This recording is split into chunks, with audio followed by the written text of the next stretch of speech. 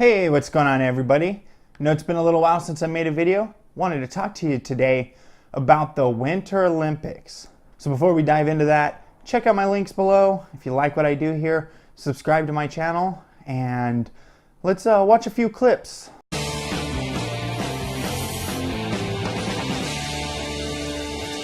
Well, good evening and welcome to Tucker Carlson tonight. You may think the media are capable only of skepticism and loathing, but think again. Journalists can love, too. Their latest crush, the Democratic People's Republic of North Korea. Kim Yo-jong, whose brother is, of course, the undisputed dictator of that Stalinist hermit kingdom, is at the Winter Olympics this week. And according to the press, she's a huge star, a bigger star even than our Vice President, Mike Pence, or for that matter, a bigger star than any of the actual athletes. Don't believe it? Consider some of these descriptions. Ah, boy, here we go. It's from the Washington Post. Quote, the Ivanka Trump of North Korea captivates.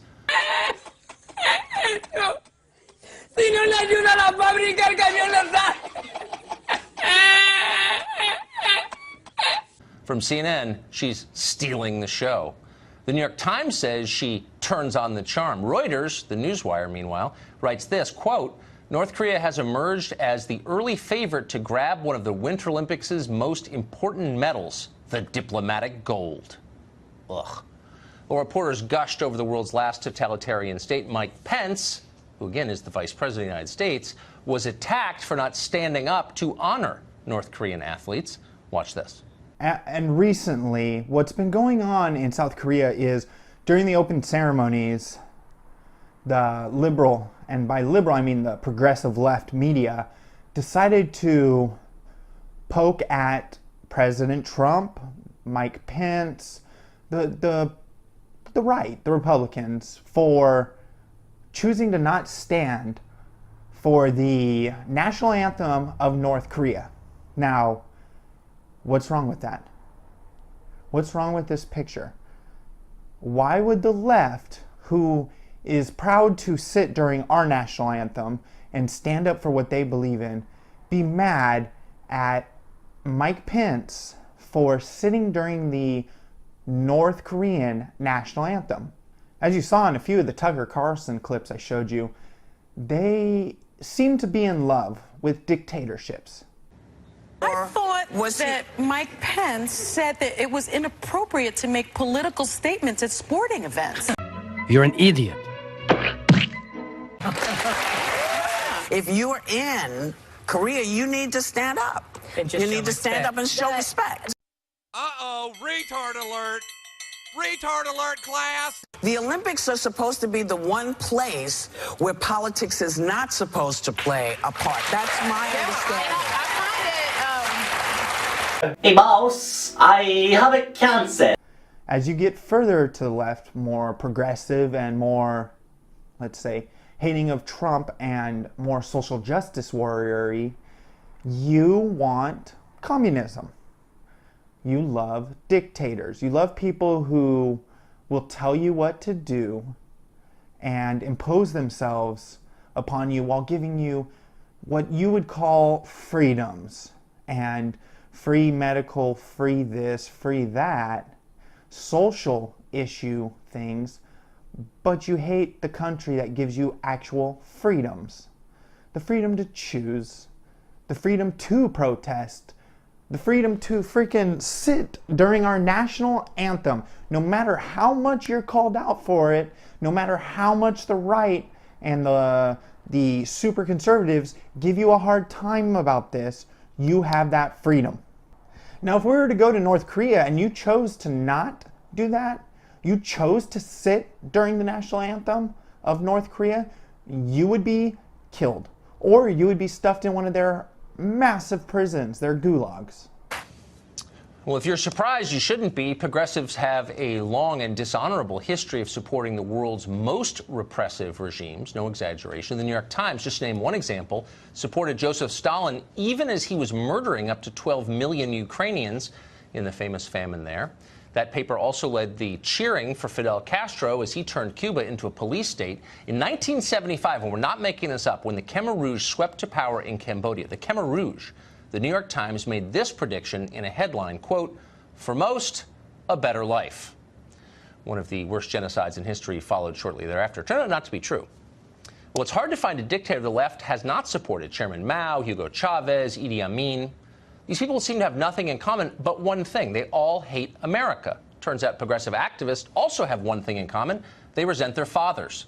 That's where their politics come from. The rest is just window dressing. I do not understand your fascination and the media's portrayal of the minister of propaganda, Kim Jong-un's sister, and saying that she's the star of the Olympics this year, and her smile and this, and she's so cool. She gave Mike Pence side-eye. Why? Why is that something that matters to you guys? Why does the left hate Donald Trump so much that they would love to have a real dictator? You guys want to say Donald Trump's an evil person? Try putting yourself in the shoes of someone who actually lives under an evil dictatorship. You would not survive.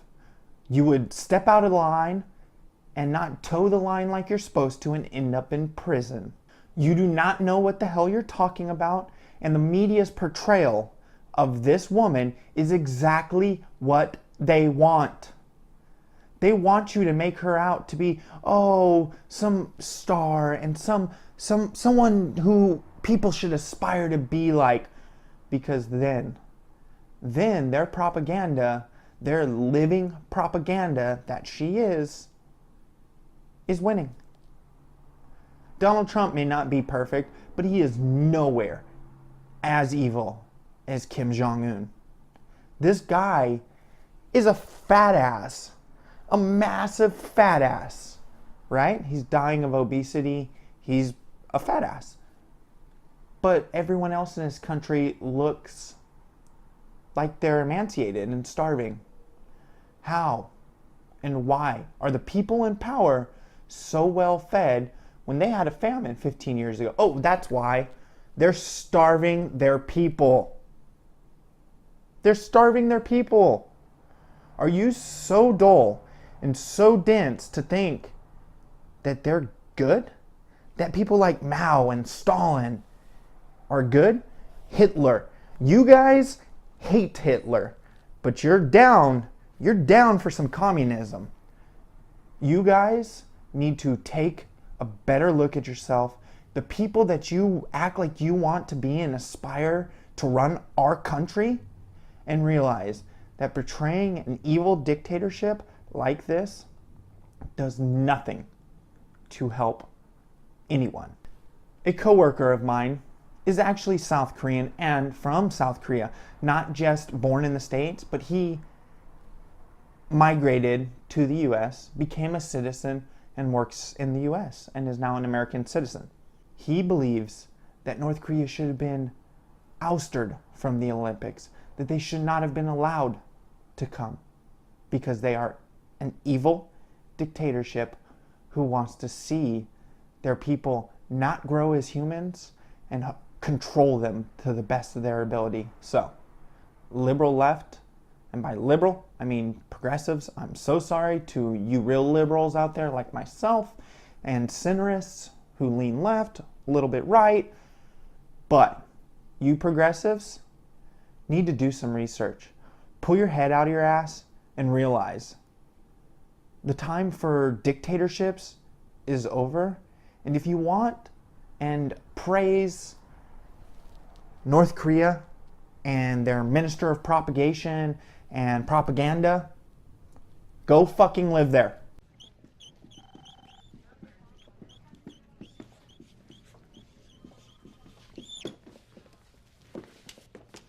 Get the fuck out!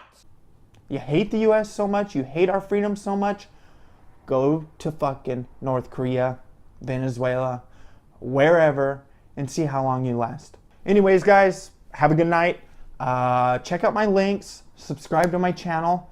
The Patreon is down below. And to my supporters out there who are Patreon supporters as well, I thank you so much. You guys are awesome. Thank you, Roberta Pate. Have a good night, guys. I'll see you tomorrow.